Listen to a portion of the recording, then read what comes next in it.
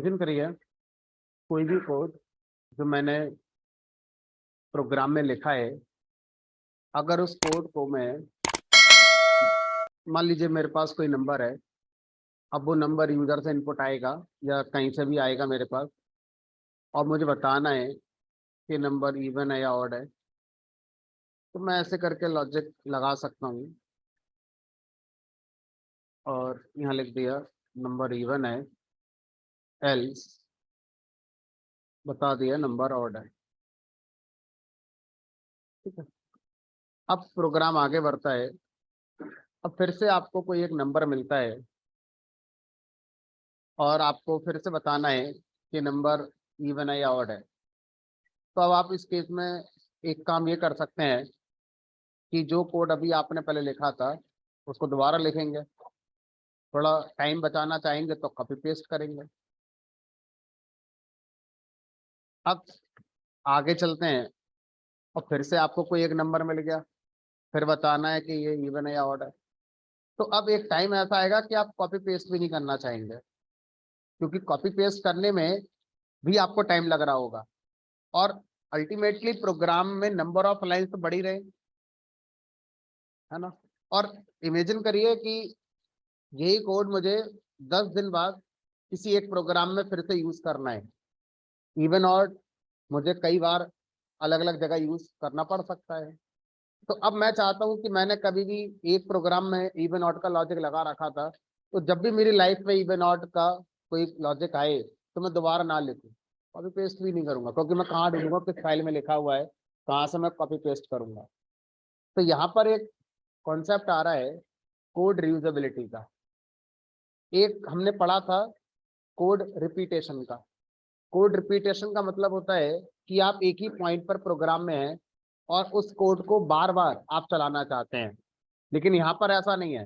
मैं शुरू में कोड को यूज करना चाहता हूँ, अब दोबारा मैं बीच में करूंगा यूज, फिर कभी लास्ट में करूंगा, मैं दूसरे प्रोग्राम में करूंगा।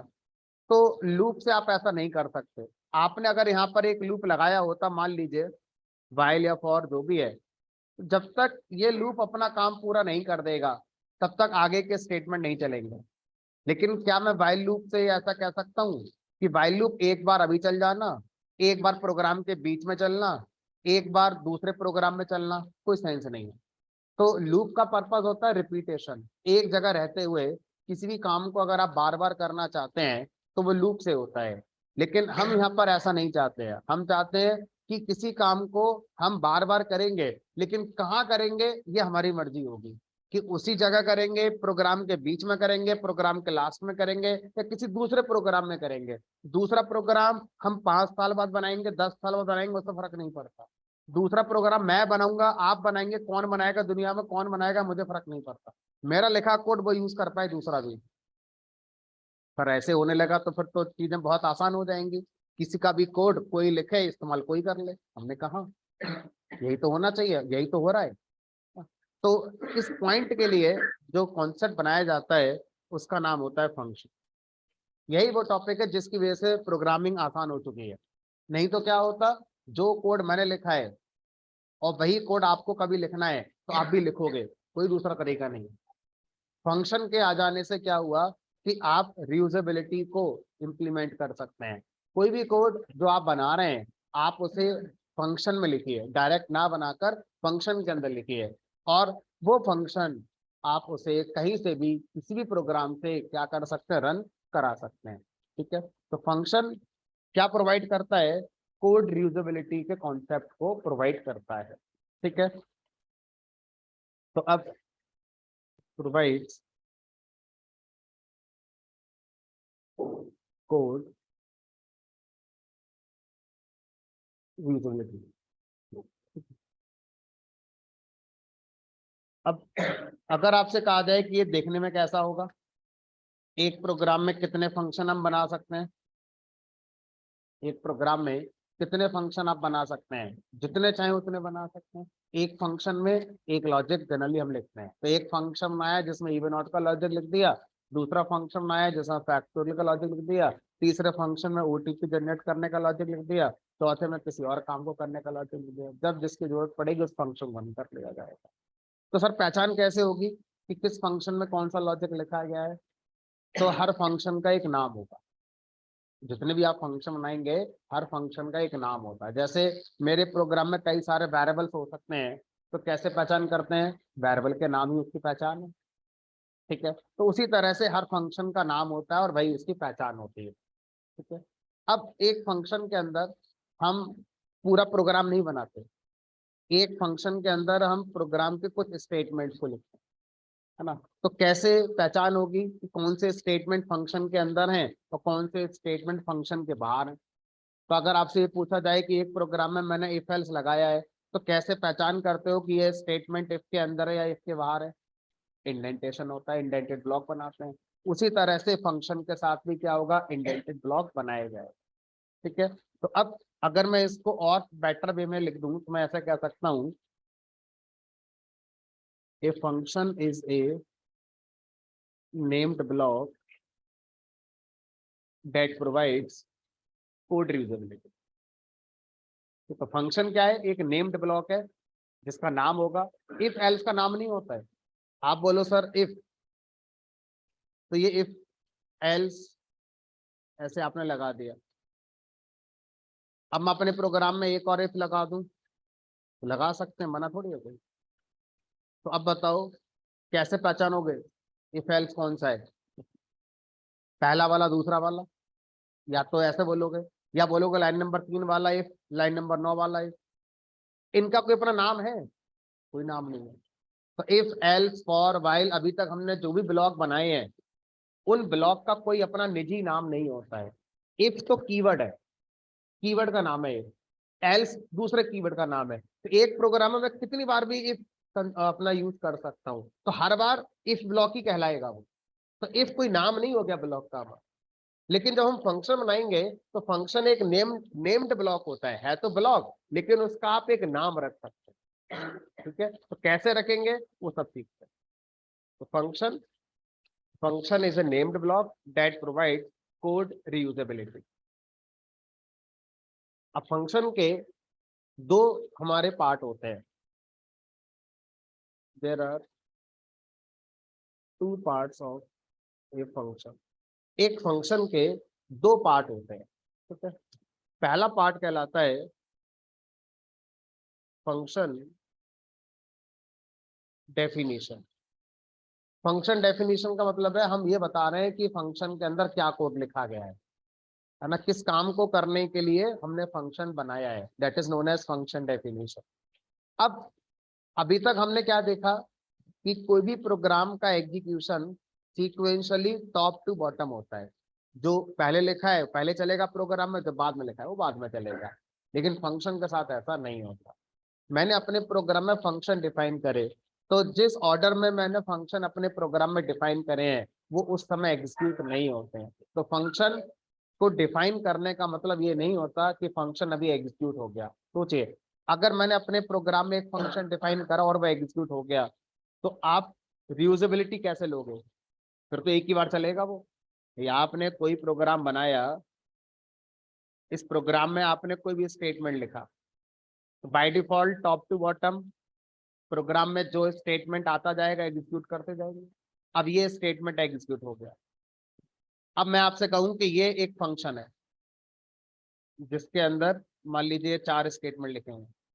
अब उसी तरह से पाइथन इंटरप्रेटर ने इस फंक्शन को एग्जीक्यूट कर दिया। Top to bottom program run करता हुआ आ रहा था, फंक्शन चल गया। तो अभी ये बताओ कि ये दोबारा कब चलेगा? क्योंकि आप तो फंक्शन को क्या कहते हैं, रियूजेबिलिटी होगी। अब मैं दोबारा चलाना चाहता हूँ, कैसे चलेगा? दोबारा लिखूंगा तो फायदा क्या हुआ फंक्शन आने का? फिर तो पूरा कोड ही दोबारा लिखना पड़ जाएगा मुझे। तो इसीलिए फंक्शन जिस ऑर्डर में मिलेगा इंटरप्रेटर को उस समय नहीं चलेगा। दूसरा पार्ट इसका जब आप लिखते हैं वो हमारा सिग्नल होता है इंटरप्रेटर के लिए कि अब चलाना है फंक्शन में। ठीक है, जैसे हम क्या बोलते हैं, फंक्शन कॉलिंग। तो फंक्शन पुकारना, फंक्शन को पुकारोगे आप तब चलेगा। तो फंक्शन डिफाइन करते हैं और फंक्शन को अगर मैं 3 बार यूज करना चाहता हूं तो 3 बार मैं कॉल करूँ। फंक्शन को मैं 50 बार कॉल करना चाहूंगा तो 50 बार वो फंक्शन हमारा रीयूज हो जाएगा। फंक्शन को मैंने डिफाइन कर दिया, कॉल करा ही नहीं, तो 0 बार रीयूज हुआ। लिखा रहेगा चलेगी नहीं, आउटपुट में आएगा नहीं कुछ हमारा। तो फंक्शन डिफाइन करने के बाद अब हम उसे जितनी बार कॉल करते हैं उतनी बार वो रीयूज होता है। तो सिर्फ डिफाइन करने से फंक्शन आपका नहीं चलेगा, लिखने से आपका नहीं चलेगा। अब सबसे पहले क्या पढ़ना होगा, फंक्शन डेफिनेशन पढ़ना होगा, उसके बाद फंक्शन कॉलिंग को पढ़ना होगा। तो सर सिंटैक्स क्या होगा, सिंटैक्स फॉर फंक्शन डेफिनेशन।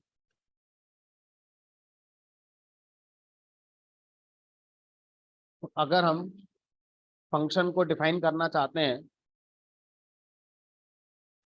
तो उसके लिए पाइथन के अंदर एक कीवर्ड बनाया गया जिसका नाम है डेफ। डेफ कीवर्ड जब भी पाइथन में आप लिखते हैं दैट मीन्स अब आप कुछ डिफाइन करने जा रहे हैं, और बहुत ज्यादा बार वो क्या होता है, फंक्शन होता है। डेफ कीवर्ड स्पेस, उसके बाद फंक्शन का नाम बताइए, किस नाम से आप फंक्शन बनाने जा रहे हैं, फंक्शन का नाम हो गया। फंक्शन का नाम आप अपनी पसंद से दे सकते हैं, लेकिन कुछ रूल्स हैं उनको मानते हुए, और वो रूल्स वही हैं जो एक वेरिएबल का नाम देने के रूल्स थे।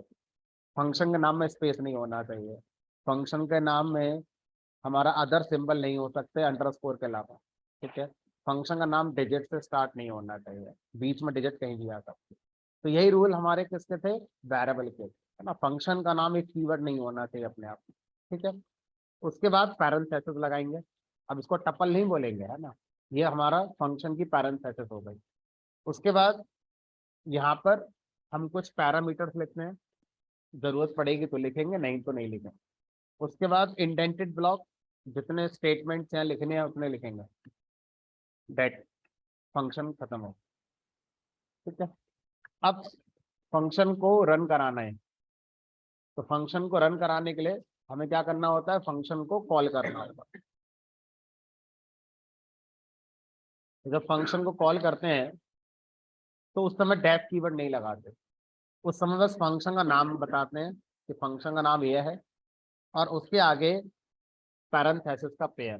तो जब किसी फंक्शन के नाम के आगे पैरेंथेसिस का पेयर लगाते हैं तो इसे कलेक्टिवली हम क्या बोलते हैं, फंक्शन कॉल, कि हमारा क्या हो गया, फंक्शन को पुकार लिया हमने, और फंक्शन जब पुकारा जाएगा तब वो हमारा रन होगा, ठीक है।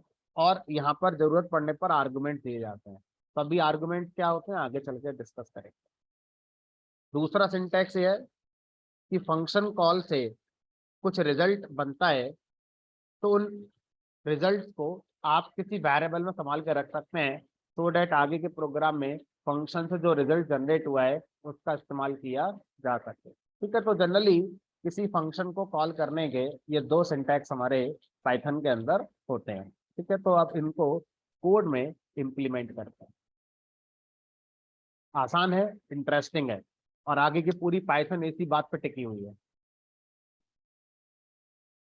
और जाने अनजाने में पहले दिन से आप इसे पढ़ रहे हो, जाने अनजाने में पहले दिन से आप इसे पढ़ रहे हो। ऐसी कोई क्लास नहीं है हमारी जो अभी तक हमने पढ़ी है जिसमें इस टॉपिक का यूज ना हुआ।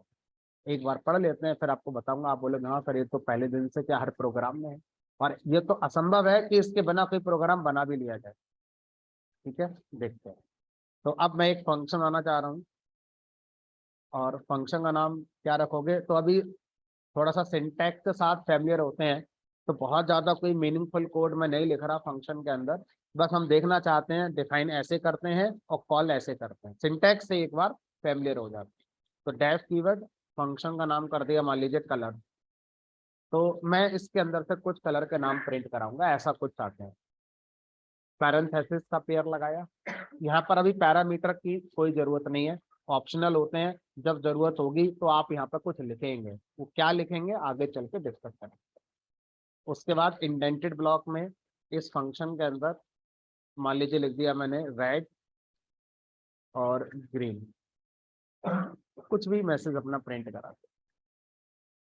अब मैंने एक और फंक्शन बनाया, और मान लीजिए फ्रूट्स नाम से एक दूसरा फंक्शन बना दिया, और इसके अंदर लिख दिया मान लीजिए एप्पल मैंगो।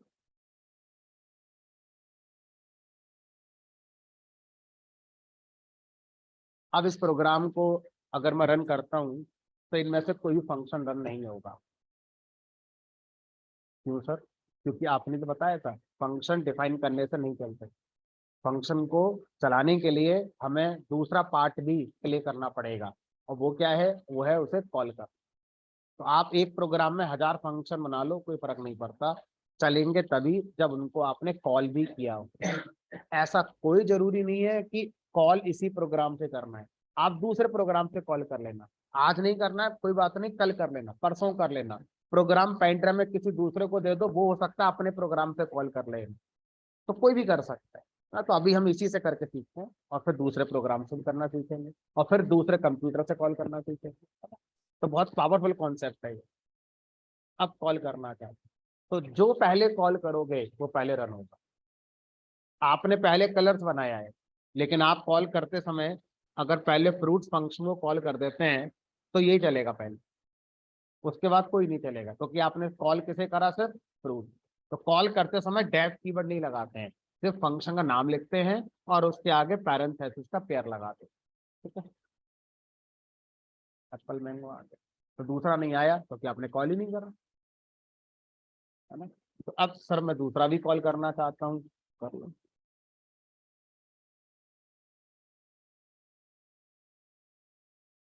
अब मैं अपने प्रोग्राम में कुछ और काम करना चाहता हूँ, कर लो जो भी करना है। अब मुझे फिर से जरूरत पड़ गई उन्हीं फ्रूट्स के नेम को प्रिंट करने की, तो बस आपको स्विच ऑन करना है, फंक्शन तो बना हुआ है। तो function call is like switch, on कर दो फंक्शन चल गया।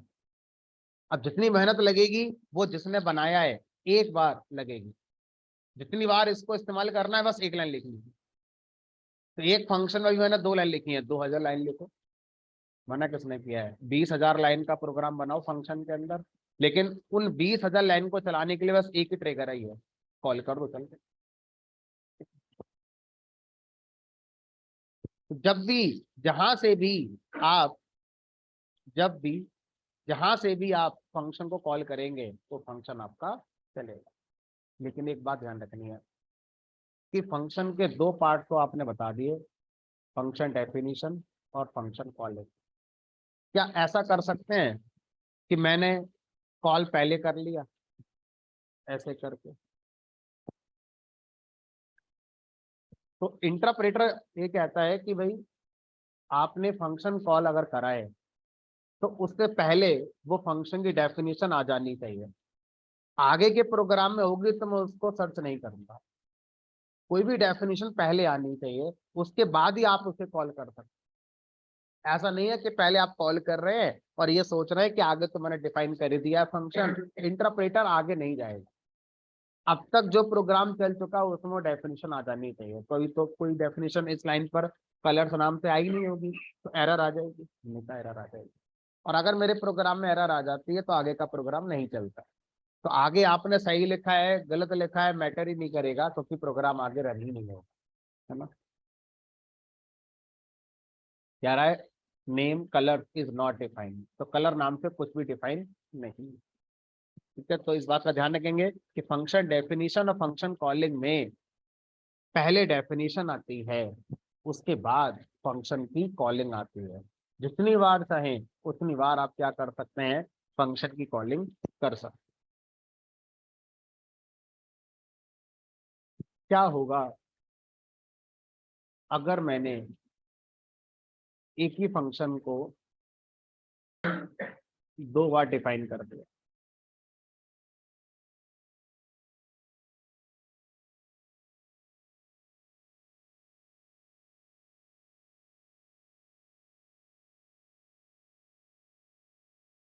जब मैं एक ही फंक्शन को 2 बार डिफाइन करता हूं, तो जब मैं कॉल करूंगा तो क्या दोनों डेफिनेशन चलेंगी या कोई एक डेफिनेशन चलेगी हमारी? तो आंसर आता है जो अपडेटेड होगी वो चलेगी।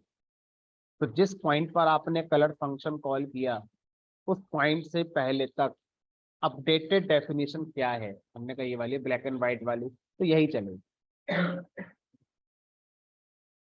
पहले वाली रिप्लेस हो गई या अपडेट हो गई, तो सर पहले वाली को बना ही क्यों थे? फिर तो जो हमें लास्ट में बनानी है वो हमें पहले ही पता होना चाहिए, वही सबसे पहले बना के छोड़ देते हैं। तो ऐसा आप सोच सकते हैं, लेकिन सोचो अगर मैं इस तरह से लाइन नंबर 5 से भी कलर फंक्शन कॉल कर दूं, तो इस स्टेटमेंट के एग्जीक्यूशन पर इंटरप्रेटर कलर फंक्शन की कौन सी डेफिनेशन रन कराएगा? रेड और ग्रीन वाली ना। तो ऐसा सोचना हमारा गलत हो गया जो अभी हमने सोचा था कि फिर जो सबसे लेटेस्ट है उसी को हम पहले से डिफाइन कर दें, क्योंकि हम हो सकता है एक ही फंक्शन को अपने प्रोग्राम में अलग अलग तरीके से डिफाइन करना चाहते हैं। शुरू में मुझे लग रहा था कि कलर्स का मतलब रेड ग्रीन होता है, तो जब तक मुझे लग रहा था तब तक जब भी कॉल होगा तब तक यही डेफिनेशन मैं चाहता था रन हो। बट आगे मुझे लगा कि नहीं, अब आगे के प्रोग्राम के लिए कलर्स की डेफिनेशन दूसरी है।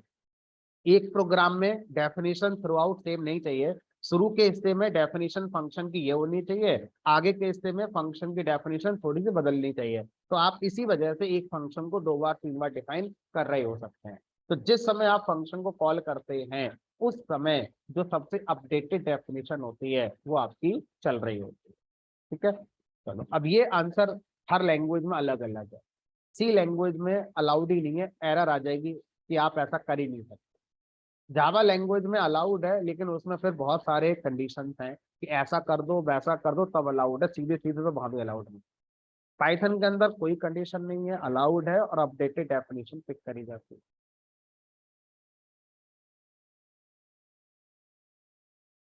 अब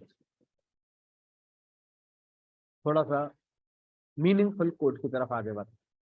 मैंने एक फंक्शन बनाया, फंक्शन का नाम मान लीजिए कर दिया मल्टीप्लाई। फंक्शन के अंदर हम क्या क्या लिख सकते हैं ये हमें सीखना है।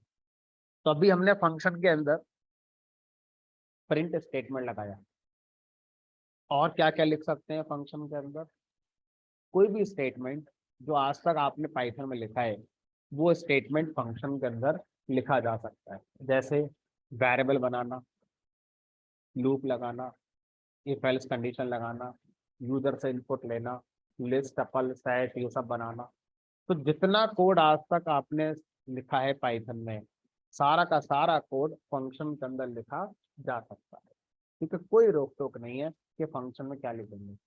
फंक्शन इतना ही तो कह रहा है कि जो कोड आप मेरे बिना लिखते थे वो एक बार चलता था, और वही कोड मेरे अंदर लिख दोगे तो मुझे जितनी बार कॉल कर दोगे वो कोड उतनी बार चल जाएगा। तो कोड में फर्क नहीं है, ठीक है, कुछ भी लिख सकते हो फंक्शन के अंदर जो आज तक आपने सीखा। तो वेरिएबल बनाना शुरू करता है। तो मैंने इस फंक्शन के अंदर एक वेरिएबल बनाया एक्स नाम का 5, वाई नाम का वेरिएबल बनाया मान लीजिए 4, और फिर इन दोनों का मल्टीप्लीकेशन करके कर सकते हैं। हमने कहा बिल्कुल कर सकते हैं। अब अगर मल्टीप्लाई फंक्शन को मैं रन कराना चाहता हूँ तो कॉल करना पड़ेगा साथ में, अभी तो चलेगा नहीं। तो मैं इसे रन कराऊंगा अभी, बट मैंने सोचा कि चलो एक फंक्शन और बनाते हैं ऐड नाम। और ऐड फंक्शन में क्या होगा, हम इन दोनों नंबर का एडिशन करेंगे, एक्स प्लस। अब मैं क्या करता हूँ, मल्टीप्लाई फंक्शन कॉल करता हूँ। मल्टीप्लाई फंक्शन पहले चलेगा तो एक्स और वाई वेरिएबल आ जाएंगे मेमोरी में और उनका मल्टीप्लिकेशन हो जाएगा। मल्टीप्लाई फंक्शन कंप्लीट हो गया। उसके बाद फिर मैंने ऐड फंक्शन कॉल किया। अब ऐड फंक्शन चलेगा तो उन एक्स और वाई का एडिशन करेगा, डेट इज 9 आना चाहिए। देखते हैं, तो 20 तक तो आ गया है ना। 5 और 4 का मल्टीप्लाई तो सही हो गया, 20 रिजल्ट आ गया। उसके बाद एरर आई। एरर कहाँ पर आई है, लाइन नंबर 7 पर आई है कि भाई एक्स प्लस वाई आपने लिखा है, उसमें एक्स क्या है ये डिफाइन नहीं किया आपने। तो यहाँ पर एक्स क्या है ये डिफाइन नहीं हुआ, वाई के बारे में नहीं बताया, क्योंकि अगर यहाँ पर एरर आ गई तो आगे उसने कुछ देखा ही नहीं होगा। अगर ये मिल जाता तो कहता वाई नहीं मिला। तो एक्स कैसे नहीं मिला सर, एक्स तो ये रहा। अब ठीक है, अगर आपसे कहा जाए कि कोई भी वेरिएबल हम फंक्शन के अंदर डिफाइन करते हैं तो क्या उसका यूज दूसरे फंक्शन कर सकते हैं, या फंक्शन के बाहर किसी भी तरह से हो सकता है? आंसर इज नो, क्योंकि ऐसे वेरिएबल को लोकल वेरिएबल कहा जाता है। कोई भी वेरिएबल जो फंक्शन के अंदर डिफाइन किया जाता है उसका स्कोप लोकल होता है। स्कोप का मतलब होता है दायरा, उसकी बाउंड्री, है ना। अब जैसे मैं आपसे कहूँ लोकल एसएमएस, तो लोकल एसएमएस का मतलब क्या होता है? एक पर्टिकुलर एरिया है, उस एरिया के अंदर एसएमएस करोगे तो लोकल वाला चार्ज लगेगा, उसके बाहर अगर एसएमएस आएगा तो फिर अदर चार्ज लगेंगे। लोकल ट्रेन, तो अब लोकल शब्द हर जगह का अपना अपना हो सकता है। एनसीआर अपना एक लोकल एरिया हो गया, दूसरे स्टेट में जाओगे तो वो अपने एरिया को लोकल कहते होंगे। तो लोकल का मतलब क्या है? एक बाउंड्री के अंदर हम रह रहे हैं, वो हमारा क्या है? एक लोकल एरिया है। ठीक है, तो ये वेरिएबल एक फंक्शन के ब्लॉक के अंदर जी रहा है, तो इसकी जो लाइफ है वो लाइफ इस फंक्शन तक है। इस फंक्शन के बाहर इस वेरिएबल का इस्तेमाल नहीं किया जाता, इसलिए इनको क्या बोलते हैं? Local variable. अब इसी वजह से ऐड फंक्शन के अंदर एक्स और वाई नहीं आ पाए। क्यों? क्योंकि वो किसने डिफाइन करे थे? मल्टीप्लाई फंक्शन ने डिफाइन करे थे, और वो मल्टीप्लाई अपने लिए डिफाइन कर रहा है, और उनका इस्तेमाल सिर्फ मल्टीप्लाई फंक्शन के अंदर के जो स्टेटमेंट्स हैं उनमें ही किया जा सकता है। मल्टीप्लाई फंक्शन के बाहर कोई भी कोड उसके लोकल वेरिएबल का इस्तेमाल नहीं करता। तो अब अगर मुझे ऐड भी करना है एक्स और वाई का, सेम वैल्यू वाले एक्स और वाई का, तो क्या करें? तो मैंने कहा जैसे उनका अपना लोकल ऐसे हमारा अपना लोकल, तो ऐसे ही ऐड फंक्शन क्या करे? एक्स नाम से अपना एक लोकल बैरल बना ले, वाई नाम से अपना एक लोकल बैरल बना ले। ठीक है, अब उनकी वैल्यू सेम रखेगा अलग रखेगा, ये इसको डिसाइड करना है। तो यहाँ पर एक्स मेमोरी में दो बार आएगा। पहली बार आएगा मल्टीप्लाई फंक्शन के स्कोप के लिए, दूसरी बार आएगा ऐड फंक्शन के स्कोप के। ठीक है, 20 और 9। तो फंक्शन के अंदर आप कुछ भी लिख सकते हैं, लेकिन जो भी लिखते हैं वो उस फंक्शन का लोकल होता है। तो आप फंक्शन के अंदर इफ एल्स लगाओ, फंक्शन के अंदर लूप चलाओ, फंक्शन के अंदर वेरिएबल बनाओ, फंक्शन के अंदर यूजर से इनपुट लो, जो भी काम करेंगे वो फंक्शन के अंदर ही इस्तेमाल हो सकता है। वो चीजें जो फंक्शन ने बनाई हैं, मान लीजिए फंक्शन ने एक लिस्ट बनाई अपने अंदर, तो उस लिस्ट का इस्तेमाल वो फंक्शन अपने अंदर कर सकता है।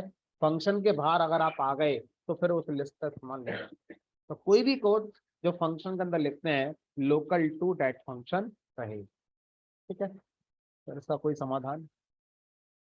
हमने कहा है जी।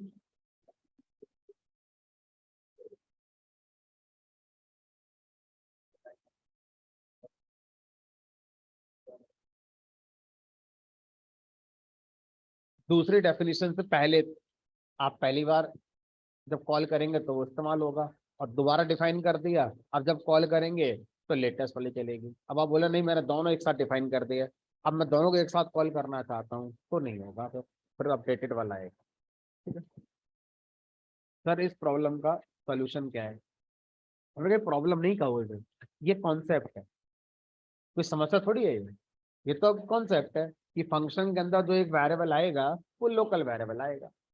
अब एक दूसरा कॉन्सेप्ट, अगर आप ऐसे वेरिएबल पे काम करना चाहते हैं जो किसी भी फंक्शन में यूज होता है, पूरे प्रोग्राम में कहीं भी यूज होता है, तो ऐसे फंक्शन को आप, ऐसे वेरिएबल को आप फंक्शन के बाहर डिफाइन करिए।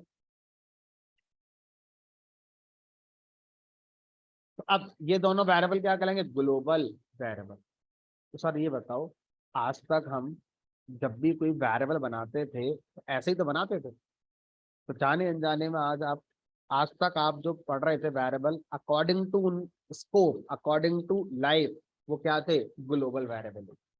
तो ग्लोबल वेरिएबल क्या होते हैं? वो जो हमारे टॉप लेवल पे लिखे जाते हैं। टॉप लेवल का मतलब है फंक्शन के बाहर जो किसी इंडेंटेड ब्लॉक के अंदर ना हो, उसे टॉप लेवल कहते हैं। टॉप लेवल पे लिखे जाते हैं, और उनका स्कोप क्या होता है? Whole programme. उस प्रोग्राम के अंदर कोई भी स्टेटमेंट, चाहे वो फंक्शन के अंदर का स्टेटमेंट है चाहे फंक्शन के बाहर का स्टेटमेंट है, वो यूज कर सकता है। ठीक है, अब चलेंगे चलेंगे। अब इसका मतलब क्या हुआ? ऐसे वेरिएबल जो हमें लगता है पूरे प्रोग्राम के लिए यूज होने चाहिए, हम उन्हें कहाँ डिफाइन करेंगे, ग्लोबल स्कोप में। प्रोग्राम में सबसे पहले जाकर उनको डिफाइन कर देते हैं। और ऐसे वेरिएबल जो हमें लगता है कि इनका इस्तेमाल सिर्फ इस फंक्शन के लिए ही होना चाहिए, अदर फंक्शन के लिए नहीं होना चाहिए, तो ऐसे वेरिएबल को हम कहाँ बनाएंगे, फंक्शन के अंदर ही एज ए लोकल वेरिएबल बनाएंगे। ठीक है। अब मान लीजिए ऐसी सिचुएशन आ जाए,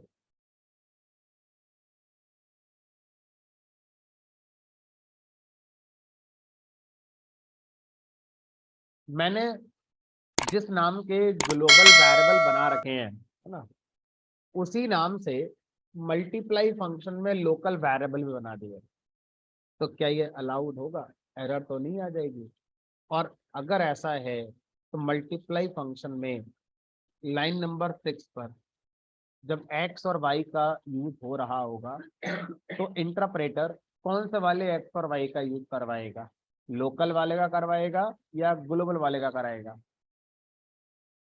तो पहला आंसर यस, आप ऐसा कर सकते हैं। जिस नाम से ग्लोबल वेरिएबल आपके प्रोग्राम में है, आप उस नाम से लोकल वेरिएबल बना सकते हैं। कोशिश करिए ऐसी सिचुएशन ना बने, इस सिचुएशन को अवॉइड किया जा सकता है तो करें, और अगर नहीं किया जा सकता है तो एरर नहीं आएगी। दूसरा आंसर, ऐसी सिचुएशन में इंटरप्रेटर लोकल वेरिएबल को पहले प्रायोरिटी देगा। कब? अगर फंक्शन के अंदर उस नाम से कभी कुछ यूज होगा, है ना, तो मैं मल्टीप्लाई फंक्शन के अंदर लाइन नंबर 6 पे एक्स और वाई का इस्तेमाल कर रहा हूँ, तो इंटरप्रेटर सबसे पहले इन एक्स और वाई वेरिएबल को मल्टीप्लाई फंक्शन के लोकल स्कोप में चेक करेगा कि ये हैं या नहीं है। अगर हैं तो वही वाले यूज हैं, और अगर नहीं हुए तो फिर ग्लोबल वाले यूज हैं, और ग्लोबल भी नहीं हुए तो एरर आ जाएगी। ठीक है। तो मल्टीप्लाई में तो 10 और 5 का मल्टीप्लाई होगा। ठीक है। उसके बाद क्या हुआ होगा, मल्टीप्लाई फंक्शन कंप्लीट होता है। मल्टीप्लाई फंक्शन कंप्लीट होते ही जो लोकल एक्स और वाई थे वो मेमोरी से डिलीट हो गए होंगे, बट ग्लोबल वाले तो अभी पड़े होंगे मेमोरी के अंदर। अब आपने ऐड फंक्शन को कॉल किया, तो ऐड फंक्शन के अंदर भी एक्स और वाई का यूज हो रहा है। इंटरप्रेटर पहले एक्स और वाई को ऐड के लोकल स्कोप में चेक करेगा, तो हर फंक्शन का अपना लोकल स्कोप होता है। ठीक है। ग्लोबल स्कोप एक ही है पूरे प्रोग्राम का, लोकल स्कोप हर फंक्शन का अपना अपना होगा। ठीक है। तो अब ऐड फंक्शन के अंदर एक्स और वाई को चेक करा गया है नहीं, फिर इंटरप्रेटर चेक करने जाएगा क्या एक्स और वाई नाम से ग्लोबल वेरिएबल हैं, मिल गए, तो उन दोनों का यूज करेगा और आपका आउटपुट आ जाएगा। तो एक्स इंटू वाई का आंसर 50 आएगा, एक्स प्लस वाई का आंसर 9 है। ठीक है। तो इस तरह से हम क्या कर सकते हैं, इन चीजों का यूज कर सकते हैं। अब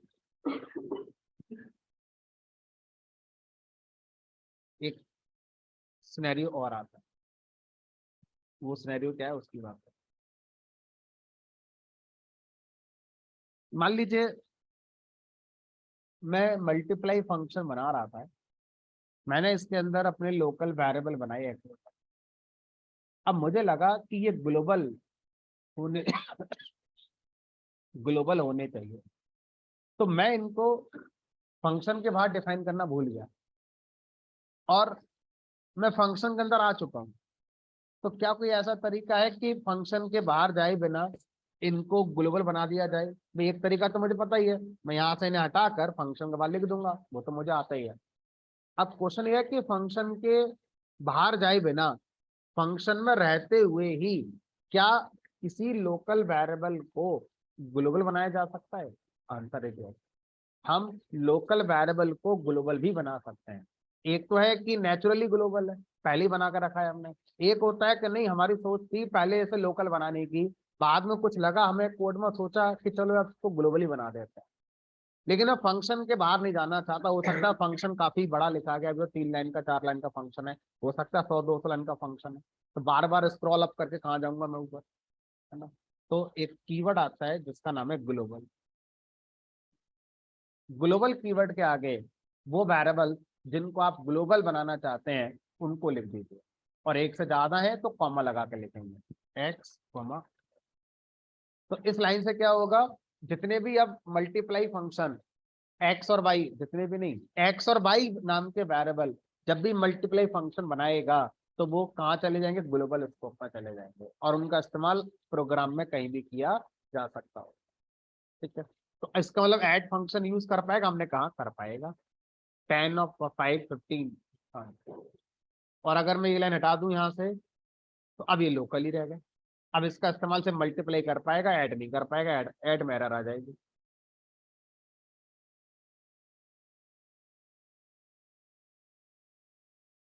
पाइथन के प्रोग्राम में ग्लोबल वेरिएबल दो तरह से बनाए जा सकते हैं। एक नेचुरली ग्लोबल, आप किसी भी वेरिएबल को डायरेक्ट डिफाइन कर दीजिए प्रोग्राम में फंक्शन के बाद, तो वो कैसा वेरिएबल कहलाएगा, ग्लोबल वेरिएबल। और दूसरा है यूजिंग ग्लोबल कीवर्ड। तो ग्लोबल कीवर्ड से हम कब बनाते हैं, जब फंक्शन के अंदर से बनाना हो ग्लोबल वेरिएबल। ठीक है, तो हम ग्लोबल कीवर्ड का यूज करके किसी वेरिएबल को ग्लोबल वेरिएबल बना सकते हैं।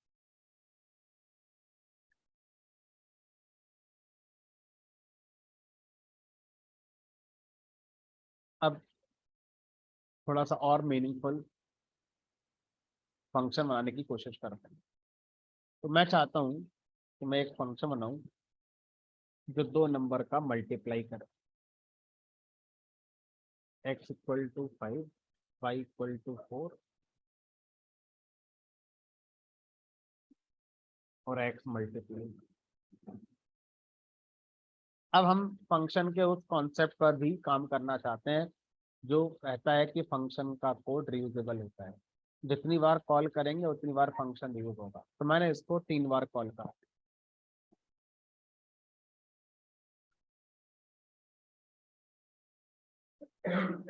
तीनों बार आउटपुट क्या आएगा, जितनी बार कॉल करेंगे उतनी बार एक्स और वाई की वैल्यू 5 और 4 ही तो है, तो हर बार आंसर इसका क्या आना चाहिए, 20 आना चाहिए। अब प्रोग्रामर ने ये डिमांड रखी कि हम फंक्शन के कोड को रियूज करना चाहते हैं, एज इट इज नहीं करना चाहते। हम ये चाहते हैं कि इस फंक्शन को जब भी कॉल किया जाए तो ये फंक्शन जिस काम को कर रहा है उस काम को करने में एक तो लॉजिक लगाए, ये रहा, उस लॉजिक में कुछ इनपुट डेटा यूज हुआ है, ये रहा। तो जितनी बार हम इसे कॉल करें हर बार ये मल्टीप्लाई तो करे, लेकिन किन नंबरों का मल्टीप्लाई करे, अगर वो हर बार बदल जाए तो ये और ज्यादा अच्छा हो जाएगा फंक्शन। अभी तो just as it is copy paste वाला फील आ रहा है, जितनी बार कॉल करोगे उतनी बार same code as it is चल जाता है। ये हर बार मल्टीप्लाई करे, लेकिन मल्टीप्लाई किसका करे, अगर ये हर बार बदल जाए, जितनी बार इसे कॉल करें हर बार वो बदल जाए तो और ज्यादा मीनिंगफुल ये फंक्शन हमारा हो जाता है। हमने कहा सही है, तो कैसे करोगे, तो यहाँ पर दो तरीके होते हैं। पहला तरीका क्या है कि आप फंक्शन के अंदर यूजर इनपुट ले लो,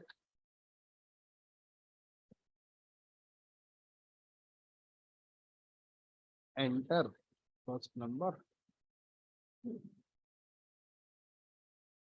एंटर सेकेंड नंबर।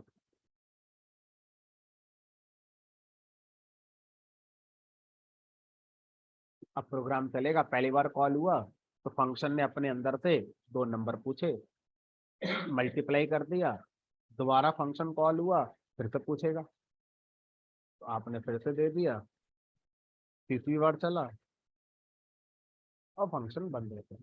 तो अब ये फंक्शन पहले से बेटर है क्योंकि हम इस फंक्शन के लॉजिक को रीयूज कर, तो फंक्शन को as it is copy paste वाले फॉर्मेट में हम यूज नहीं करना चाहते थे बार बार, हम उसके लॉजिक को यूज करना चाहते थे, और उस लॉजिक में जितना भी डेटा यूज हो रहा है हम चाहते थे हर बार वो बदले, तो ये मीनिंगफुल फंक्शन एक्चुअल में बनता है। तो पहला तरीका तो ये हो गया कि एक फंक्शन को इस तरह से हम मीनिंगफुल बना सकते हैं। ठीक है, अब इसमें एक समस्या है, क्या समस्या है वो देखते हैं। मान लीजिए ये फंक्शन मैंने बनाया,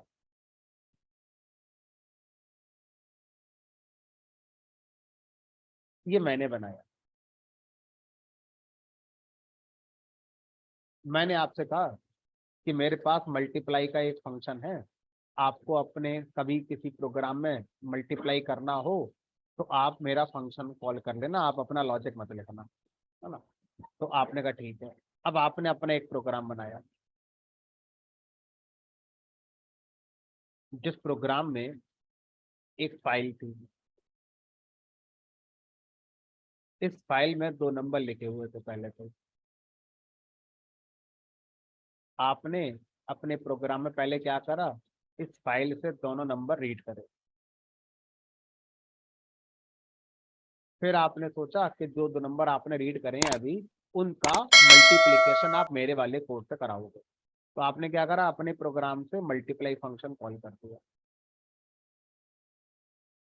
अब जैसे ही आपने अपने वाले प्रोग्राम से मेरा वाला मल्टीप्लाई फंक्शन कॉल करा, ये फंक्शन इनपुट लेने कहाँ पहुंच गया, यूजर के पास पहुंच गया। लेकिन आप कह रहे थे यूजर के पास क्यों जाओगे, मेरे पास तो ऑलरेडी 2 नंबर हैं जिनका मुझे मल्टीप्लाई करवाना था, तो आप यूजर से लेने क्यों जा रहे हो। तो इसका मतलब क्या हुआ कि इस फंक्शन को जब भी मैं कॉल करूंगा, ये हमेशा यूजर से इनपुट लेने जाएगा। कई बार ऐसा हो सकता है कि मेरे पास पहले से 2 नंबर रखे हुए हैं, मैं उन्हीं का मल्टीप्लाई कराना चाहता हूँ, यूजर से मैं इनपुट नहीं कराना चाहता। तो अब ये फंक्शन तो मानेगा नहीं, क्योंकि इस बार जो लिख दिया गया है वो तो चलेगा ही इसके अंदर। तो जब भी हम फंक्शन को बना रहे होते हैं, तो उसमें जब इनपुट की बात आती है, तो यूजर इनपुट वाली अप्रोच अच्छी नहीं मानी जाती। तो फिर दूसरी अप्रोच डेवलप करी गई। दूसरी अप्रोच क्या है, उसको देखते हैं। दूसरी अप्रोच ये कहती है कि फंक्शन में जितना भी इनपुट हो रहा है, वो सब आप फंक्शन की डेफिनेशन में जो पैरेंथेसिस होती है, वहां पर आप लिखेंगे एक्स कॉमा। तो जो भी वेरिएबल फंक्शन के लॉजिक में यूज हो रहे हैं, जो आप चाहते हैं कि जितनी बार फंक्शन कॉल हो वो अपनी वैल्यू को बदलें, तो उन वेरिएबल्स को आप लोकल वेरिएबल की तरह फंक्शन के ब्लॉक में ना लिखकर फंक्शन के पैरेंथेसिस के अंदर यहाँ पर लिखेंगे। और ये भी लोकल ही होंगे, है ना, इनका इस्तेमाल भी फंक्शन के बाहर नहीं हो सकता। लेकिन इनको अब हम क्या बोलेंगे, पैरामीटर। तो यही क्या कहलाते हैं हमारे, पैरामीटर। तो पैरामीटर्स क्या होते हैं, पैरामीटर्स वेरिएबल्स ही होते हैं। कौन से वेरिएबल होते हैं, जो फंक्शन डेफिनेशन में पैरेंथेसिस के अंदर लिखे जाते हैं, उन वेरिएबल्स को हम क्या बोलते हैं, पैरामीटर्स कहते हैं। अब जब हम अपना फंक्शन विदाउट पैरामीटर बनाते हैं, तब तो कॉल करने का ये तरीका सही है। लेकिन जब मैं अपना फंक्शन विद पैरामीटर्स बनाता हूं, तो जितने पैरामीटर्स बनाए हैं, उन पैरामीटर्स की वैल्यू को कॉल करते समय मुझे बताना होता है। तो कॉल करते समय जो पैरेंथेसिस होती है, उसमें उन दोनों पैरामीटर्स के लिए हम वैल्यू बताएंगे। मान लीजिए बता दिया मैंने 4 5, तो पहली पोजीशन की वैल्यू पहली पोजीशन के पैरामीटर में जाकर असाइन हो जाएगी। दूसरी पोजीशन की वैल्यू कॉल करते समय दूसरे नाम के पैरामीटर में असाइन हो जाएगी। तो जब ये मल्टीप्लाई फंक्शन कॉल होगा, तो 4 एक्स में जाके कॉपी हो जाएगा और 5 वाई में जाके कॉपी हो जाएगा। तो इस वाली कॉल के लिए मल्टीप्लाई फंक्शन जब चलेगा, तो एक्स का मतलब 4 और वाई का मतलब 5 हो जाएगा। जब हम किसी फंक्शन को कॉल करते समय पैरामीटर्स के लिए वैल्यू पास करते हैं, तो उन वैल्यूज को ही हम क्या बोलते हैं, आर्गुमेंट। तो हम क्या बोलेंगे यहाँ पर, x and y are the parameter, x and y are parameter, और 4 एंड 5 आर आर्गुमेंट। तो आर्गुमेंट क्या होता है, value of a parameter is known as argument. ठीक है, value of a parameter is known as argument. ठीक है, parameter क्या होते हैं, पैरामीटर वेरिएबल होते हैं जो फंक्शन डेफिनेशन में पैरेंथेसिस के अंदर लिखे जाते हैं। ठीक है, अब जब मैं दोबारा मल्टीप्लाई फंक्शन कॉल करूंगा, तो ये सोचना हमारा गलत है कि हमने पहली बार में एक्स और वाई को 4 और 5 वैल्यू दे दी थी, अब वो उसमें स्टोर हो गई होगी। नहीं, वो परमानेंट नहीं है, वो टेम्परेरी थी, यानी वो भी लोकल थी। मल्टीप्लाई फंक्शन खत्म होते ही पैरामीटर खत्म, आर्गुमेंट खत्म, और दोबारा जब फंक्शन कॉल करेंगे तो दोबारा मेमोरी के अंदर क्रिएट होंगे एक्स और वाई नाम के पैरामीटर। और अब फिर से आपको इनकी वैल्यू पास करनी होगी, यानी कि फिर से आप इनके आर्गुमेंट को पास करेंगे। इस बार आपने मान लो दे दिया 2,3, तो तीसरी बार फिर से देना पड़ेगा, हमने कहा बिल्कुल 5,6। तो पहली बार मल्टीप्लाई फंक्शन जब कॉल होगा तो मल्टीप्लाई फंक्शन का आउटपुट कितना आना चाहिए फिर 20, और दूसरी बार मल्टीप्लाई फंक्शन कॉल होगा तो क्या आउटपुट आना चाहिए फिर 6, और तीसरी बार के लिए क्या आना चाहिए। ये है मीनिंगफुल फंक्शन, सबसे छोटा बट मीनिंगफुल फंक्शन। जब भी कोई फंक्शन डिफाइन किया जाता है इसी नजरिए को ध्यान में रखते हुए डिफाइन किया जाता है। लॉजिक मेरा एक लाइन का है मल्टीप्लाई का, ये लॉजिक 10 लाइन का हो सकता है। ये लॉजिक पैसे ट्रांसफर करने का हो सकता है, फाइल अपलोड करने का हो सकता है, फाइल डाउनलोड करने का हो सकता है, इवन ऑड का हो सकता है, किसी का हो सकता है। लेकिन इसी नजरिए से फंक्शन को डिफाइन किया जाता है। फंक्शन क्यों बना रहे हो, किसी भी काम को करने के लिए, इस तरह के काम को करने के लिए जिसको मुझे कई बार करना पड़ता है, तो उस काम को करने के लिए मैं क्या बनाता हूँ, फंक्शन बनाता हूँ। अब उस काम को आप जितनी बार करेंगे हर बार उस काम में कुछ ना कुछ इनपुट तो यूज हो ही रहा होगा आपका। अगर हो रहा है तो आप अपने फंक्शन को पैरामीटराइज फंक्शन बनाइए, और जितना भी इनपुट रिक्वायर्ड होता है फंक्शन को अपना काम पूरा करने के लिए, वो सारे इनपुट वेरिएबल्स को आप क्या बनाएंगे, पैरामीटर बनाएंगे। फिर जब भी फंक्शन कॉल किया जाएगा, जहां से कॉल किया जाएगा उसकी जिम्मेदारी होगी कि पैरामीटर्स के लिए वैल्यू पास करेगा, तभी फंक्शन जब चलेगा तो अपना लॉजिक पूरी तरह से रन कर पाएगा। ठीक है, तो इसी पॉइंट ऑफ व्यू को फोकस करते हुए ही फंक्शन को हम लोग डिफाइन करते हैं। ठीक है, अब यहाँ पर क्वेश्चन जो आता है वो ये कि हम ये कैसे डिसाइड करें कितने पैरामीटर फंक्शन में होने चाहिए और उनके नाम हमें क्या क्या रखने चाहिए। ठीक है, तो किसी भी फंक्शन में पैरामीटर्स होने चाहिए, ये हमें समझ में आ गया कब, अगर फंक्शन के बार बार चलने पर आप चाहते हैं जो लॉजिक चलेगा वो अलग अलग इनपुट पे चले, तो हम फंक्शन में उन इनपुट्स को पैरामीटर में लेते हैं। ठीक है, ये तो समझ में आ गया कि पैरामीटर्स क्यों बनाते हैं। ये समझ नहीं आ रहा है कि कितने बनाते हैं और उनके नाम कैसे डिसाइड करते हैं। आपने एक्स और वाई रखे, दो ही क्यों रखे, आपने एक क्यों नहीं बनाया, तीन क्यों नहीं बनाए, चार क्यों नहीं बनाए, तो इसका आंसर भी आप जानते हैं। तो किसी भी फंक्शन में कितने पैरामीटर बनाए जाते हैं ये इस बात पे डिपेंड करता है कि वो फंक्शन जिस काम को कर रहा है उस काम को करने में कितने इनपुट की जरूरत पड़ती है। फॉर एग्जांपल, मैं एक फंक्शन बनाना चाहता हूँ जो सिंपल इंटरेस्ट निकालेगा, तो मैंने एक फंक्शन बनाया जो सिंपल इंटरेस्ट निकालेगा। अब सिंपल इंटरेस्ट का फार्मूला क्या होता है, principal multiply by rate of interest multiply by tenure divide by interest. मैं चाहूंगा ये फंक्शन जितनी बार चले सिंपल इंटरेस्ट प्रिंट कर दे। अभी बताओ, सिंपल इंटरेस्ट को निकालने में प्रिंसिपल चाहिए, क्या आप चाहते हो जितनी बार फंक्शन चले सेम प्रिंसिपल पर इंटरेस्ट निकले, हमने कहा नहीं, हर बार प्रिंसिपल बदल सकता है। तो ऐसे तो रेट ऑफ इंटरेस्ट बदल सकता है हर बार, टी माने टाइम, टाइम बदल सकता है हर बार, टेन्योर या टाइम। तो इन तीनों को अब मुझे क्या बनाना चाहिए, पैरामीटर। अब 100 तो 100 ही है ना इस फार्मूले में, ये थोड़ी बदलेगा कि चलो एक बार 100 से मल्टी डिवाइड कर देते हैं, एक बार 10 से कर देते हैं, एक बार 200, हमने ऐसा नहीं, तो फिक्स नंबर है। तो इसको थोड़ी आप यूजर से इनपुट लोगे या इसको थोड़ा ना आप कॉल कराते समय कहोगे इसको ही पास करो। तो जो चीजें हर बार बदल सकती हैं वो ये तीन ही तरह बदल सकते हैं। तो अब इस बार कितने पैरामीटर बनाने चाहिए आपको, तीन। अब उनके नाम आप अगर ए कॉमा बी कॉमा सी रखोगे तो भी ठीक है, लेकिन समझने में दिक्कत होगी। तो इनके नाम भी क्या रख लो, वही जो आपके इनपुट के नाम है, प्रिंसिपल।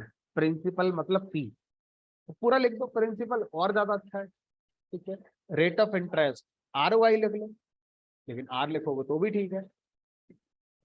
तो इन्हीं को फिर मैंने आगे प्रोग्राम में यूज करना और मैंने करा भी है। अगर मैं इसको आर वाई बनाता हूँ तो फिर मुझे यहाँ पर आर वाई लिखना पड़ेगा, ऐसे करके। ठीक है, तो कितने बनाते हैं ये हमारे और आपके हाथ में नहीं है, पहले से किसी को नहीं पता इसका आंसर कि कितने बनाने चाहिए। आप बताओ आपकी समस्या क्या थी, किस समस्या के लिए आप फंक्शन बना रहे थे, उसमें ढूंढो कि उसमें जो लॉजिक लिखेंगे उस लॉजिक में कितने इनपुट की जरूरत पड़ती है, उन्हीं इनपुट्स को आप क्या बनाइए, अपना पैरामीटर। ठीक है, अब जब इसे कॉल करेंगे तो पहले क्या पास करें, प्रिंसिपल, क्योंकि आपने पहला वाला क्या कंसिडर किया हुआ है, प्रिंसिपल। तो मैंने यहाँ लिख दिया प्रिंसिपल लाइक 5,000 रुपये, रेट ऑफ इंटरेस्ट 5% का, टाइम 2 साल। इसका मतलब ये फंक्शन क्या बताएगा कि अगर आपने किसी से 5,000 रुपये उधार लिए और 5% का रेट ऑफ इंटरेस्ट है, 2 साल बाद कितना ब्याज दोगे आप उसे, ये फंक्शन निकाल कर आपको दे देंगे। तो 2 साल बाद आप उसे 500 रुपये का ब्याज दे चुके होंगे। ठीक है, आनंद बताइए। इसमें एक कंसर्न मेरा ये है, जैसे जो डेफिनेशन हम कर रहे हैं इसमें, ठीक है, अगर जब मैं कॉल कर रहा हूँ उसको, तो मुझे, अगर मैं पहली बार यूज कर रहा हूँ, तो मुझे कैसे पता चलेगा कि मुझे वहां पे प्रिंसिपल देना है, रेट देना है, इंटरेस्ट देना है, सॉरी प्रिंसिपल देना है, रेट देना है, टाइम देना है? कुछ ऐसा है जो हम इसमें डिफाइन कर सकें, मतलब कमेंट हैंडलिंग के अलावा? चलिए, तो अभी हमारे पास क्वेश्चन था कि कितने पैरामीटर डिफाइन करें और उनका नाम क्या होना चाहिए। ठीक है, अब दूसरा क्वेश्चन तब ज्यादा हमारा उठेगा जब ये दो अलग इंसान है। एक इंसान है जिसने ये फंक्शन बनाया, मान लीजिए मैं हूं, तो मेरे दिमाग में जो था वो मैंने लिखा कि पहला वाला मैं प्रिंसिपल मान रहा हूँ, दूसरा मैं रेट ऑफ इंटरेस्ट, तीसरा मैं टेन्योर। अब ये जो कॉल करने वाला अगर एक दूसरा इंसान है, ये अपने किसी प्रोग्राम से फंक्शन कॉल कर रहा है, तो इसे कैसे पता चलेगा कि पहले नंबर पे मुझे क्या देना है, प्रिंसिपल देना है या रेट ऑफ इंटरेस्ट देना है या टेनर देना है? क्योंकि अगर मान लो इसने यहाँ पर ये 5 कर दिया, यहाँ 5,000 कर दिया, तो आउटपुट बदल जाएगा, खेल ही बदल जाएगा पूरा। देखो ना, हमारे प्रोग्राम को क्या पता कि कौन सी चीज क्या होती है, हमारा प्रोग्राम तो गुणा भाग पे चल रहा है, मैंने यहाँ ऐसे कर दिया।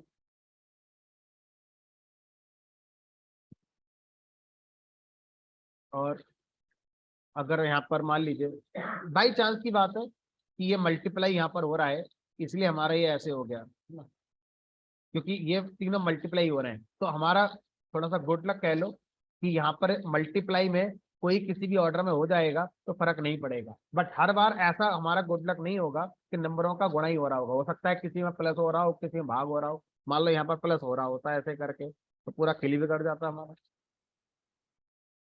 ठीक है, तो इसका मतलब क्या है, ऑर्डर बहुत मैटर करेगा कि कॉल करने वालों को कैसे पता चलेगा कि कौन क्या है। तो पहला तरीका तो कमेंट करो, अपने प्रोग्राम में जब फंक्शन बनाओगे तो आप कमेंट लिखोगे कि भाई ऐसा करना है, वैसे करना है। ठीक है, जो कि एक रिकमेंडेड वे होता है, क्योंकि जब भी आप कोई चीज बनाते हो तो दूसरे को कैसे पता चलेगा कि आपने क्या बनाया है। तो एकलौता तरीका यही है कि आप क्या करेंगे, कमेंट बनाएंगे। लेकिन उसके अलावा और भी तरीके हैं जो हमें यहाँ पर अवेलेबल कराए गए हैं।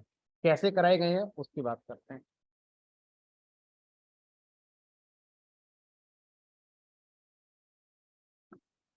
तो जब पाइथन में किसी फंक्शन को कॉल किया जाता है, तो फंक्शन को कॉल करते समय आप जो भी आर्गुमेंट दे रहे हैं, आप उनको कीवर्ड आर्गुमेंट की तरह पास कर सकते हैं। कीवर्ड आर्गुमेंट क्या होते हैं, किसी भी पैरामीटर का नाम लिखते हुए उस पैरामीटर का आर्गुमेंट बताना। जैसे लिखा मैंने पी की वैल्यू 5, आर की वैल्यू मान लीजिए 5 और टी की वैल्यू। तो अब पी नाम का जो पैरामीटर है, चाहे वो कहीं भी हो, पहले नंबर पे हो, चाहे दूसरे पे हो, चाहे तीसरे पे हो, चाहे चौथे पे हो, उसको हमेशा वैल्यू क्या मिलेगी, 5,000 ही मिलेगी। आर नाम का जो पैरामीटर है, इसको जो वैल्यू मिलेगी वो हमेशा 5 मिलेगी, चाहे वो किसी भी नंबर पे यहाँ पर हो। इवन अगर आप यहाँ पर ऐसे लिख देते हो कि पहले मैं लिखूंगा आर, आर की वैल्यू 5, फिर लिखूंगा मैं पी, पी की वैल्यू 5,000, तो आप ऐसा कर सकते हैं 50। तो अब इससे ऑर्डर मैटर नहीं करेगा कि कौन क्या है ना। लेकिन अभी भी आपको एक चीज ध्यान रखनी पड़ेगी कि पैरामीटर के नाम क्या हैं। अगर कॉल करने वालों को नहीं पता पैरामीटर के नाम क्या हैं, तो एरर आ जाएगी। आपने अपने मन से कुछ भी दे दिया तो ये एरर आ जाएगी, ऐसे नहीं दे सकते। अनएक्सपेक्टेड कीवर्ड आ, तो कॉल करने वाले को इन शॉर्ट हमें किसी न किसी तरह से बताना पड़ेगा, उसे कॉल करो, मैसेज करो, व्हाट्सअप करो, कमेंट लिखो, किसी न किसी फॉर्म में बताना पड़ेगा। बिना बताए ये सिर्फ तुक्के होंगे कि कॉल करने वाला हमारा कोड इस्तेमाल कर पा रहा है। बताना पड़ेगा, दूसरा कोई रास्ता नहीं। ठीक है, तो यहाँ पर या तो आप ऐसे नहीं करना चाहते तो ऑर्डर बताओ कि पहला प्रिंसिपल है, दूसरा रेट ऑफ इंटरेस्ट है, तीसरा टेन्योर है। और अगर आप ऐसे नहीं बताना चाहते, ऐसे बताना चाहते हो तो आपको पैरामीटर के नाम बताने पड़ेंगे कि नाम पी है, आर है और टी है। और अगर आप ऐसे नहीं बताओगे तो कमेंट बता के लिखना पड़ेगा, यहाँ पे कमेंट बना के लिखना पड़ेगा कि P representing principal, R representing this, ऐसे करके कमेंट बना के लिखना पड़ेगा। तो कॉल करने वाले को फिर कॉल करने से पहले मेरा कमेंट पढ़ना होगा, पढ़ना तो पड़ेगा। कोई और तरीका? हाँ, कमेंट पढ़ने का तरीका बदल जाएगा। कैसे, वो मैं आपको अभी, आज तो अब नहीं, कल मैं आपको सिखाऊंगा कि कमेंट को पढ़ने का आसान तरीका क्या होता है। ठीक है, जिससे कि पढ़ने वाले को हमारा लगे कि बहुत ज्यादा काम नहीं बढ़ा मेरा। ठीक है, और लिखने वाले को भी बताना पड़ेगा कि कैसे मैं लिख रहा हूँ कमेंट के। चलिए, तो अभी हम थोड़ा सा इस पर नाम अगर लिखें तो ये होते हैं हमारे कीवर्ड आर्गुमेंट, कीवर्ड आर्गुमेंट। और जब हम किसी भी फंक्शन के आर्गुमेंट को उनकी पोजीशन के अकॉर्डिंग पास करते हैं, जो कि बाय डिफॉल्ट हम कर ही रहे थे, उनको भी पाइथन ने एक नाम दिया, पोजीशनल आर्गुमेंट। तो कभी कभी इंटरव्यू के अंदर पूछते हैं कि पोजीशनल आर्गुमेंट और कीवर्ड आर्गुमेंट क्या होते हैं। तो जब हम किसी फंक्शन को कॉल करते हैं तो पैरामीटर के वैल्यूज हम दो तरह से पास कर रहे हैं। पहला, हम पैरामीटर की पोजीशन जानते हैं और उनके आर्गुमेंट उसी पोजीशन के अकॉर्डिंग पास कर रहे हैं, तो वो आर्गुमेंट क्या कहलाएंगे, पोजीशनल आर्गुमेंट।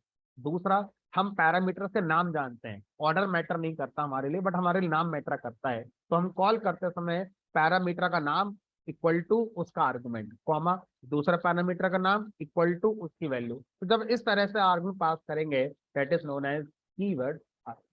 तो दो तरह से हम यहाँ पर क्या कर सकते हैं, फंक्शन कॉल करते समय अपने आर्गुमेंट को पास कर सकते हैं। पोजिशनल आर्गुमेंट डिफॉल्ट होता है, बताने की जरूरत नहीं है।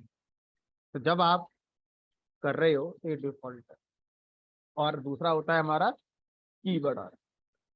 कीवर्ड आर्गुमेंट जब यूज करते हो तो कुछ शर्तें हैं जो आपको माननी होंगी। वो क्या क्या शर्तें हैं उनकी बात करेंगे। तो मान लीजिए,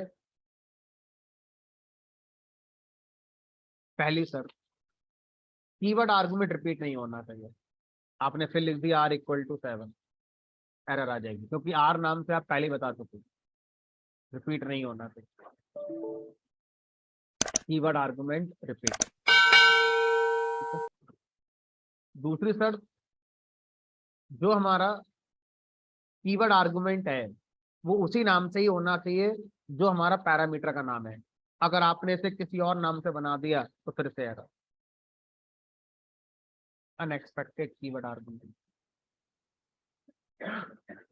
ठीक है, तो इन बातों का ध्यान रखते हुए हम क्या करते हैं, कीवर्ड आर्गुमेंट को पास कर सकते हैं। यस और नो, बताइए।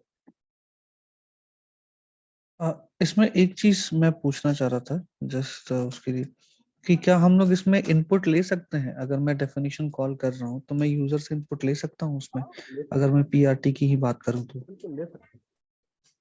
अब क्योंकि इससे मैं पहले जो एक्चुअली प्रोग्राम, प्रैक्टिस कर रहा था बट वो एरर देता है। नहीं नहीं, एरर देगा तो देखना पड़ेगा ना कि उसमें सिंटैक्स एरर आ रही है, किस तरह की एरर आ रही है। बट अभी आप याद करो, 3-4 प्रोग्राम पहले मैंने प्रोग्राम बनाया था मल्टीप्लाई वाला, तो उसमें इनपुट लिया था यूजर से। नहीं नहीं, जब डेफिनेशन कॉलिंग में, जैसे हम एसआई में ये कीवर्ड आर्गुमेंट पास कर रहे हैं ना, मैं आर्गुमेंट में यूजर से इनपुट लेने की बात कर रहा हूँ। ले सकते हो, देखो ऐसे करके। तो मैंने लिखा यहाँ पर ऐसा ही। अब मैं पहला प्रिंसिपल लेना चाहता हूँ, प्रिंसिपल मेरा इंटीजर है, तो मैं ऐसे करके यहाँ पे पास कर सकता हूँ, एंटर प्रिंसिपल। उसके बाद आपका दूसरा हो गया, मान लीजिए रेट ऑफ इंटरेस्ट, तो भी आप इनपुट ले लो, इंटीजर फ्लोट जो भी लेना है। और मान लीजिए टी को मैंने ऐसे लिख दिया।